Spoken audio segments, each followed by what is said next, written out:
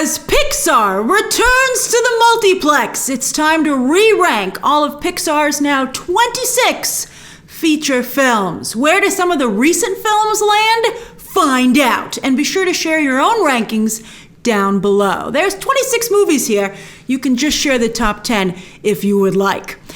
Also, I know that people get pretty worked up over Pixar movies, and we often, as I know from my reviews over the years, don't always agree. So keep it civil, please. All right, so for up until 10, we're going to go a little bit quicker. All right, so 21 to 26. This is the what were you thinking Pixar category.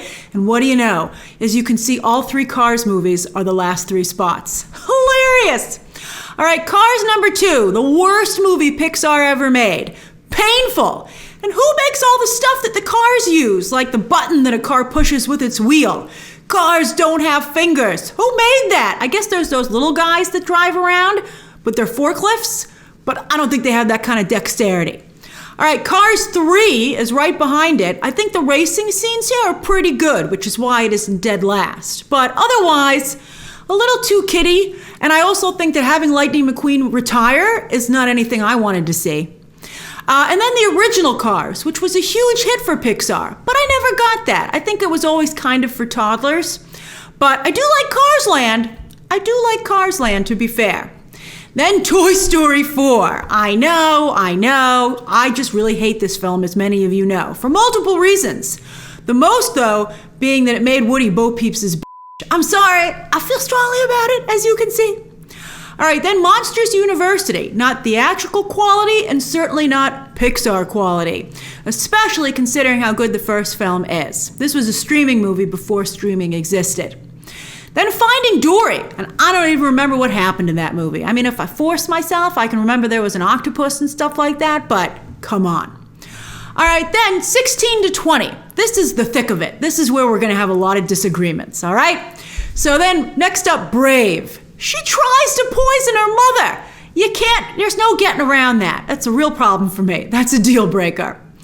Because her mother dared to tried to instruct some order on her life. All right, then A Bug's Life. I mean, it's fine. I don't have anything against this movie, but I think the thing it's best known for is that it went up against DreamWorks' Ants.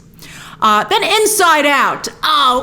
This is where some of you are going to get mad. And you know, I've tried to revisit this film because some of you love it so much, but I couldn't even finish it. The beginning's kind of cute, but I have a real problem with the way Pixar tries to say that people's personalities take shape and how they think. I just can't stand this by committee stuff, and I don't like it. It doesn't work for me. All right, then Toy Story 3. I don't need to see toys face their own mortality, thank you very much. Toys are supposed to be immortal. That's part of their appeal. Although points for Ken and Barbie, though. I like the Ken and Barbie scenes quite a bit. And then The Good Dinosaur. You know, I know it's not great, but I thought it was enjoyable for what it was, and that's a Western for very small children. I thought that was pretty good. All right, as I said, we're getting closer to the top. All right, 11 to 15 almost made the top 10. Oh, some tough calls here. Up. I think the Carl and Ellie montage is blatant emotional manipulation. And I still remember to this day being in the theater being like, what are you doing to me, Pixar? What's the point of this? I know some of you love a good cry, but I'm not one of those people. Then the movie, though, has some nice visuals that I respect, and also that it's really stuck in pop culture, in the pop culture headspace. You know, so I think that's really cool. Toy Story 2. I love Jessie, so I have to love the movie that gave us the character. Turning Red. This was a very fun film with a great depiction of real-life tween girls, but I think it's too small in scope to be top 10 Pixar. Same for Luca. Who doesn't love to spend time in the Italian Riviera? This movie really transports you, and I love it. It has a beautiful, moving message as well, but again, it just feels too small to me for Pixar top 10. Ratatouille almost made the top 10. It was tough, and I love the ride. But at the end of the day, it is about a rat in the kitchen making food. I know that's kind of the point, but it's why it's only number 11. It's very close to the top 10. All right, here we go, top 10. We're gonna dive a little deeper now. Number 10, Onward. I like this movie. I think the exploration of brothers, I think their relationship is fantastic, and anyone can relate to it with a sibling. And also the way it handled the loss of the father, which it did make me cry, but in a way that I appreciated. I thought that was done really well. I really liked this. And it's not only a moving movie, but very funny and relatable. I also love the world building. I thought it was so well done, and we so often focus on sci-fi these days, it was nice to see medieval fantasy get some love. I think this is a great movie. One of the best things that Pixar done is it makes the extraordinary kind of mundane, but like in a fun way. That's a crazy thing for what they're famous for, but I think it is to a degree. And I guess by mundane, I mean relatable. You know, they make it digestible. And I think this movie has that quality. All right, number 9, Wally. I love Wally. This is an epic speaking of sci-fi film, it's an epic sci-fi film where Pixar, when they were moving to be more message-based, this is when they got it just right, that balance between message and entertainment. I love putting some live-action elements in with the computer animation. That's very jarring and therefore very effective. Plus the commentary on where humanity is headed, a lot of stuff in the movie came true, like cupcake in a cup is a real thing these days. Number 8, Lightyear. It made my top 10, and that's because Lightyear really made me think. It pushed me outside of my comfort zone, but in a way that I respect and I thought was compelling. Plus Socks. Socks is so awesome, he's enough to put any movie into the top 10 at Pixar.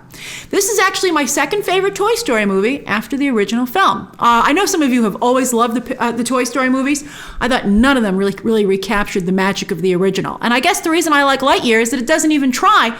It wants to be something totally different. Number 7, Coco. I love this movie, and I thought it would be tough to enjoy a movie, to sit through a movie about death. But the great thing about Coco is that it captures the way Mexican culture remembers and honors its dead, keeping them alive in a very special way. The world building here is sensational. Talk about a big scope. And I think it's just fantastic. Like the party that they go to, and the music is incredible. Wow, this movie just really delivers. Number 6, Soul. This is such a great film about the small joys of life. And that's an important message to me. To appreciate the little things, which I don't think enough people do. Jamie Foxx and Tina Fey are a perfect combo, and I really loved, unlike with Inside Out, what this movie has to say about how the world works and how we work. This I liked, this I clicked with.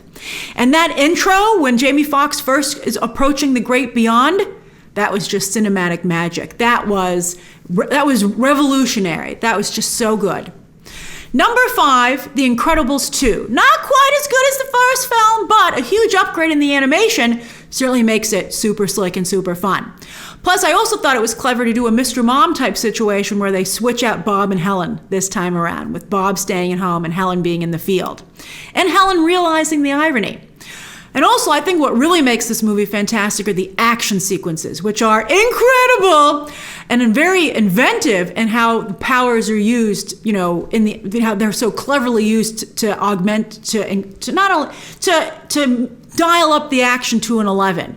I mean, I think the superpowers are used better here than you see in any live action superhero movie. It's just really fantastic. The stuff with Elastigirl, the stuff with Void, I mean, this is cool stuff. And Jack exploring all of his powers, and with Edna, I mean, that stuff is just great. So even though I think the movie as a whole doesn't totally work, I think it has just so many really incredible scenes. Incredible. Number 4, Finding Nemo, a charming film, not just about the parent-child bond, but about facing one's fears. And such a clever exploration of the ocean, and also aquariums. As someone who had an aquarium, I really also appreciated that.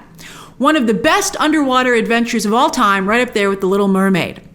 Number 3, the original Incredibles. Now we deconstruct superheroes all the time, but The Incredibles is one of the first to do it in the mainstream space. Brad Bird melds the 1950s ideal with modern honesty, giving just such a great movie, one of the best superhero stories ever told. Then number 2, Toy Story. I think a lot of you will put this at number 1, and it is, of course, Pixar's Snow White, the one that started it all.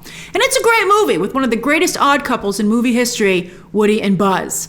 Who are you? Are you a Woody or a Buzz? I always felt that I gravitate more towards Woody, although I love both characters. Maybe that's one of the reasons I had a problem with Toy Story 4. But anyway, also, I think it's funny how it explores the life of toys. I think it not only does it in a very clever way, but it builds on the very early silly symphonies of Walt Disney, which would also often take a look at what toys did once the store was closed, or in this case, the children were asleep. So that's great stuff. Then number 1, Monsters, Inc. I think that is the perfect Pixar movie. It's their 4th film, the 4th film they ever made, and I think that's where they got it just right. It's very complex, but not overly so. It has a great message, but still remembers to have fun. And you know, as someone who loves business, you know I love business. I love the business of scaring kids. They not only make the extraordinary mundane, but they make it a company. We scare because we care. And that old 9 to 5 approach, I think, is really, really, really unique and clever. And the climax, that is so good with that door sequence. It's like a roller coaster ride. I've always felt they should have made a roller coaster ride based on that, going in and out of doors to different locations. I mean, that is just, it's perfect. As I said, it's the perfect Pixar movie. They still haven't topped it. But as you can see, they've come close a couple of times. So that's my ranking of Pixar's 26 films to date. I'm excited to hear yours down below. Again, please keep it civil. And of course, as always, you can check out some more videos right now.